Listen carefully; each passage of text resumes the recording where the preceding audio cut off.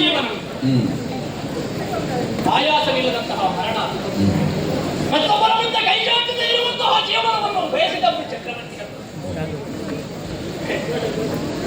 ಅಂತವರು ಯಾರ ಕಾಲ ತನ್ನ ಮುಂದೆಯೂ ಕೂಡ ದೇಹಿ ಎಂಬ ಹಾಗೆ ಕೈಯನ್ನು ಚಾಚುವವರಲ್ಲ. ಅವರಿಗೆ ಸಹಾಯ ಮಾಡುವಂತಹ ಯೋಗ ಭಾಗ್ಯ ನನಗಿಲ್ಲದೆ ಪ್ರತ್ಯಕ್ಷವಾಗಿ ಅವರಿಗೆ ಸಹಾಯ ಮಾಡುವುದಕ್ಕೆ ಆಗದೆ ಹೋದರು, ಅಪ್ರತ್ಯಕ್ಷವಾಗಿ ಸಹಾಯ ಮಾಡುವುದಕ್ಕೆ ಒಂದು ದಾರಿ ಇದೆ. ಇವ ಹೇಳ್ತಾನೆ ಚಕ್ರವರ್ತಿಗಳ ಬಳಿಯಲ್ಲಿದ್ದವರ, ಅವರ ಬಳಿಯಲ್ಲಿದ್ದಂತಹ ಇವರೇ ನನ್ನೊಂದಿಗೆ ಬಂದಾಗ ನಿರಾಶ್ರಿತನಾದಂತಹ ನಾನಿವರಿಗೆ ಸಹಾಯ ಮಾಡಿದರೆ ಪರೋಕ್ಷವಾಗಿ ಚಕ್ರವರ್ತಿಗಳಿಗೆ ಸಹಾಯ ಮಾಡಿದಂತಹ ಅದುವೇ ಅದುವೇ ಅಯ್ಯ, ನಿನ್ನ ಹೆಸರು ಏನಂತ ಹೇಳಿದೆ? ಹೆಸರು ಬಾಹುಕಾಂತ. ಎಂತದು? ಬಾಹುಕಾಂತ. ಬಾಹುಕಾಂತ ಅಂತ ಹೇಳಿದ್ರೆ ಕ್ಷತ್ರಿಯರಿಗೆ ಹೇಳುವುದು ಪುಣ್ಯಾತ್ಮ. ಬಾಹುಕಾಂತ, ನೀ ಕ್ಷತ್ರಿಯನ? ಹೆಸರಿಗೂ ನನಗೂ ಯಾವ ಸಂಬಂಧ? ಮತ್ತೆ ಬಾಹುಕಾಂತ ಅಂತ ಹೇಳ್ತಿ? ಬಾಹುಕ ಅಂತ. ಬಾಹುಕ ಅಂತ ಅದನ್ನು ಬಿಡಿಸಬೇಕು. ಬಾಹುಕ ಅಂತ ಹೇಳಿದ್ರೆ ಚಕ್ರ ಕ್ಷತ್ರಿಯ ಅಂತ. ಬಾಹುಕ ಬಾಹುಕ. ಈಗ ಪುಷ್ಕರ ಕಾಡಿಗೆ ಹೋಗಬೇಕು ಅಂತ ಹೇಳಿದ್ದು ಯಾರಿಗೆ? ಚಕ್ರವರ್ತಿಗಳಿಗೆ ಅಲ್ವೇ? ನಮ್ಮ ಭೂಪತಿಗಳಿಗೆ ಮಾತ್ರ. ನಿನ್ನನ್ನು ಅವರ ಜೊತೆಗೆ ಹೋಗುವಂತ ಹೇಳಿದನ? ಇಲ್ಲ. ನಿನಗೆ ಅವರ ಜೊತೆಯಲ್ಲಿ ಇರಬಹುದಿತ್ತಲ್ಲ, ನೀನು ಯಾಕೆ ನಾಡು ಬಿಟ್ಟು ಬಂದೆ? ಕಾರಣ ಇದೆ ಸ್ವಾಮಿ. ಅರಸರಿಗೆ ಆ ಸ್ಥಾನದಲ್ಲಿ ಜಾಗ ಇಲ್ಲ ಅಂತ ಆದಾಗ ಅಲ್ಲಿಯ ಅನ್ನವನ್ನು ನಾನು ಉಂಡದ್ದು ಹೌದು ಅಂತಾದ್ರೆ ಒಂದೊಂದು ಅನ್ನವು ನನ್ನ ಬಾಯಿಗೆ ವಿಷವಾಗಿ ಪರಿಣಾಮ ಬೀರಬಹುದು ಎಂಬ ಆಲೋಚನೆ ಮಾಡಿದಂತ ನಾನು ಅವನಾಗಿ ಹೋಗು ಅಂತ ಹೇಳುವುದರ ಮೊದಲೇ ನಾನಾಗಿ ಹೊರಟು ಬಿಟ್ಟೆ. ಶಹವಾಸ್ ಶಹವಾಸ್, ನಿನ್ನ ಸ್ವಾಮಿ ನಿಷ್ಠೆಗೆ ಏನಾದರೂ ಹೆಚ್ಚಿದೆ? ಅರಸನಿಗೆ ಯಾವ ಜಾಗದಲ್ಲಿ ಮರ್ಯಾದೆ ಇರುವ ಅಂತಹ ಪುರದಲ್ಲಿ ನಾನೂ ಇರಬಾರದು ಅಂತ ಸ್ವಾಮಿ ನಿಷ್ಠನಾಗುವಂತಹ ನೀನು ಅಲ್ಲಿಂದ ಬಿಟ್ಟು ಬಂದೆಯ? ಒಳ್ಳೆಯ ಜಾಗಕ್ಕೆ ನೀ ಬಂದೆ. ದುಃಖಿಸಬೇಕು. ನಿನ್ನ ಜೀವನಕ್ಕೆ ಏನು ದಾರಿ ಎಂಬ ಹಾಗೆ ನೀನು ಯೋಚನೆ ಮಾಡಬೇಕು ಅಂತ ಇಲ್ಲ. ಹೋಗಲಿ, ಅಣ್ಣ ಛತ್ರ ಇಲ್ಲ. ನಿನ್ನ ಹಾಗೆ ಕೈಕಾಲು ಸರಿಯಿಲ್ಲದವರು, ಕಣ್ಣು ಕಾಣದವರು, ಅಂಗವಿಹೀನರು ಎಲ್ಲರಲ್ಲಿಯೂ ಕೂಡ ನಾನು ಆಶಯವನ್ನು ಕೊಟ್ಟಲ್ಲ. ಅವರ ಜೊತೆಯಲ್ಲಿಯೂ ಬೇಕಾದಂತಹ ಸ್ಥಿತಿ ನನಗಾದ. ಪ್ರಭು, ನೀವು ಬಹಳ ಸುಲಭದಲ್ಲಿ ಹೇಳಿ ಮುಗಿಸಿದ್ದೀರಿ. 10ರ ಜೊತೆಗೆ 11 ಬದುಕುವುದಕ್ಕೆ ನನಗೆ ಮನಸ್ಸಿಲ್ಲ. ಮತ್ತೆ ಧರ್ಮದ ಊಟ ಮಾಡಿ ಅಭ್ಯಾಸವೇ ಇಲ್ಲ. ಬೆವರು ಬಿಚ್ಚಿ ದುಡಿಬೇಕು, ಸಂಪಾದನೆ ಮಾಡಬೇಕು ಅಂತ. ಅಂದ್ರೆ ಯಾರೋ ಹೇಳುವುದು ಕೇಳಿದ್ದೇನೆ, ರಟ್ಟೆ ಬಿಚ್ಚಿ ಸಂಪಾದನೆ ಮಾಡಿದ ರೊಟ್ಟಿ ಎಂದ್ರೆ ಸ್ವರ್ಗಲೋಕದ ಅಮೃತಕ್ಕಿಂತಲೂ ಮಿಗಿಲು ಅಂತ. ಕೆಲಸ ಮಾಡಬೇಕು. ಕೆಲಸ ಮಾಡದೆ ಊಟ ಮಾಡುವುದಿಲ್ಲ, ಉದ್ಯೋಗ ಮಾಡಬೇಕು. ನಿನ್ನ ಮುಂದೆ ನಾವು ಕುಬ್ಜರಾಗ್ತಾ ಇದ್ದೇವೆ. ಅಯ್ಯ, ಕೈಕಾಲು ಸರಿ ಇದ್ರು ಈ ಕಾಲದಲ್ಲಿ ದುಡಿಯುವುದಕ್ಕೆ ಮನಸ್ಸಿಲ್ಲದೆ ಕಾಲಿಗೆ ಪಟ್ಟೆ ಕಟ್ಟಿ ಭೌತಿ ಭಿಕ್ಷಾಂದೇಹಿ ಎಂಬ ಹಾಗೆ ಮತ್ತೊಬ್ಬರಿಗೆ ಮೋಸ ಮಾಡಿ ಬದುಕುವರು ನಾವು ಕಾಣ್ತೇವೆ. ಪರಮಾತ್ಮ ಕೈ ಕೊಟ್ಟ ದುಡಿಯೋಕಂತ. ಆದ್ರೆ ನಿನ್ನ ಕೈಕಾಲು ಸರಿ ಇಲ್ಲದೆ ಹೋದರು ದುಡಿದು ಉಣಬೇಕನ್ನುವಂತಹ ಮನೋಭಾವ ಉಂಟಲ್ಲ. ಕೆಲಸನೇ ನಮಗೆ. ಹೌದು ಪ್ರಭು. ಯಾವ ಕೆಲಸ ಮಾಡ್ತೀನಿ? ಯಾವ ಕೆಲಸ ಅಂತ ನಾನು ಬೇಡಿಕೆ ಇಡುವುದಿಲ್ಲ. ತಾವು ಯಾವ ಕೆಲಸ ಕೊಟ್ಟರೂ ಪ್ರಾಮಾಣಿಕವಾಗಿ ಮಾಡೋದಕ್ಕೆ ನಾನು ಸಿದ್ಧ. ನಾವು ಏನು ಕೊಟ್ಟರೂ ಮಾಡ್ತೀಯ? ಒಳ್ಳೆಯದು. ಈ ಅಯೋಧ್ಯೆಯಲ್ಲಿ ಭೋಜನ ಸೇವೆಯಲ್ಲಿ ದಿನವೊಂದಕ್ಕೆ 1000 ಮಂದಿಗಳು ಭೋಜನವನ್ನು ಸ್ವೀಕರಿಸಿ ಹೋಗ್ತಾರೆ. ಅಂಥವರಿಗೆ ಸುಗ್ರಾಸ ಭೋಜನದ ವ್ಯವಸ್ಥೆಯಾಗುತ್ತದೆ.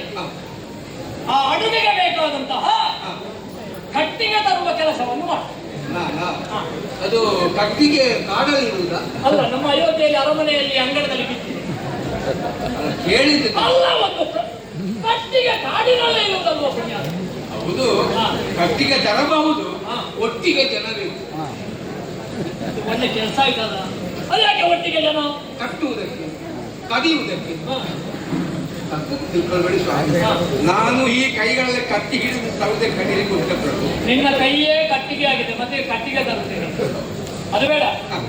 ಅಡುಗೆಗೆ ಬೇಕಾದಂತಹ ನೀರಿದೆಯಲ್ಲ, ಆ ಆ ಬಾವಿಯಿಂದ ನೀರು ಸೇರುವ ಕೆಲಸ ಮಾಡು.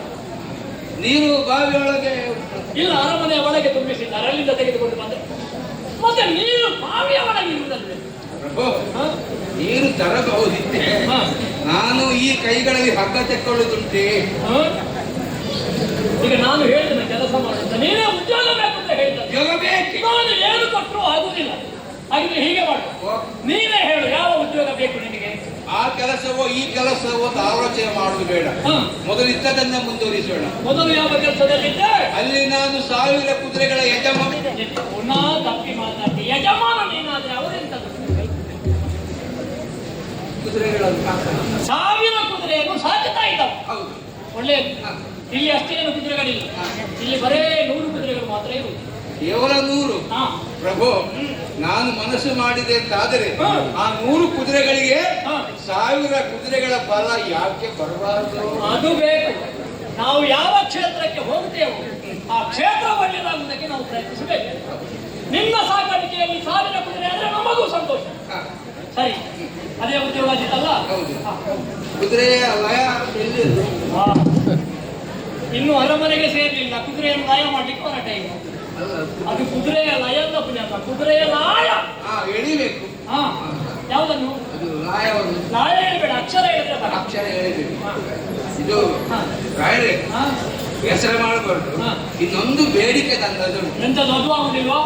ಅದಾಗುದಿಲ್ಲ ಅಂತಲ್ಲ, ಪ್ರಾಮಾಣಿಕತೆಯಲ್ಲಿ ಕೆಲಸವನ್ನು ಮುಂದುವರಿಸ್ತೇನೆ. ಸಂಬಳ ಎಷ್ಟು? ಒಳ್ಳೆ ಜನ ಪುಣ್ಯಾತ್ಮ.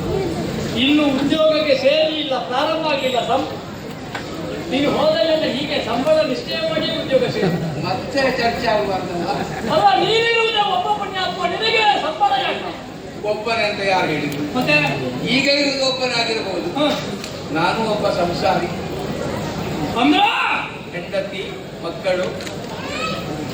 ನಿನಗೂ ಹೆಂಡತಿ ಇದ್ದಾಳಲ್ಲ? ಹಾಗೆ ನಿನಗೂ ಹೆಂಡತಿ ಇದ್ದಾಳೆ. ಅಲ್ಲ ಕೇಳಿ ಇದ್ದಾಳೆ. ಅಲ್ಲ, ಇಷ್ಟು ದುಡಿಯುವುದು ಮತ್ತೆ ಯಾರಿಗೆ? ಹೆಂಡತಿ ಮಕ್ಕಳಿಗೆ ಬೇಕಾಗಿ ನಿಂತಲಿಟ್ಟು ಸಂಪಾದನೆ ಮಾಡುದು ಯಾರಿಗೆ ಬೇಕಾದ್ರೆ? ನಿನಗೆ ಎಷ್ಟು ಸಂಬಳ ಕೊಡ್ಬೇಕು ನಾನು? ಅದು ನಾನು ಕೇಳುವುದಿಲ್ಲ. ತಾವು ಎಷ್ಟು ಕೊಟ್ಟರೂ ಅದನ್ನು ನಿನ್ನ ಉದ್ಯೋಗವನ್ನು ನೋಡಿ ಸಂಬಳವನ್ನು ನಿಗದಿ ಮಾಡಲಾಗ್ತದೆ. ಆಯ್ತಲ್ಲ? ಅಲ್ಲಿ ಒಳಗೆ ಹೋಗು.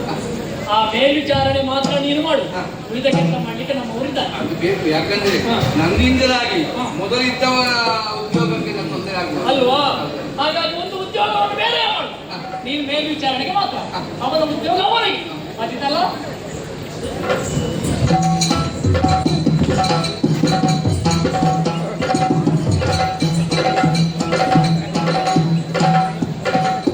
ಆಶ್ಚರ್ಯ, ಎಂತಹ ಒಂದು ವಿಸ್ಮಯವಾದಂತಹ ಘಟನೆ. ಸಭಾಸದರನ್ನು ನೋಡಿದರೆ ನಮಗೆ ಅರ್ಥ ಆಗ್ತದೆ. ಎಲ್ಲರ ಬಾಯಿ ಬಳಿಯಲ್ಲಿದ್ದವನ ಕಿವಿಯ ಹತ್ತಿರ ಉಂಟು.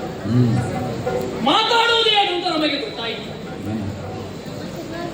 ಈ ಬಾಹುಕ ಸಭಾ ಪ್ರವೇಶ ಮಾಡಿದಾಗ ನನಗರಿವಿಲ್ಲದೆ ನಾನು ಪೀಠದಿಂದ ಕೆಳಗೆ ಇಳಿದೆ. ನಮ್ಮ ಪ್ರಭುಗಳು ಯಾಕೆ ಹೇಳಿದ್ರು ಅನ್ನುವಂತಹ ಪ್ರಶ್ನೆ ಅಲ್ವೇ? ಅದೊಂದು ವಿಚಿತ್ರವಾದ ಘಟನೆ ನಡೆದು ಹೋದದ್ದು.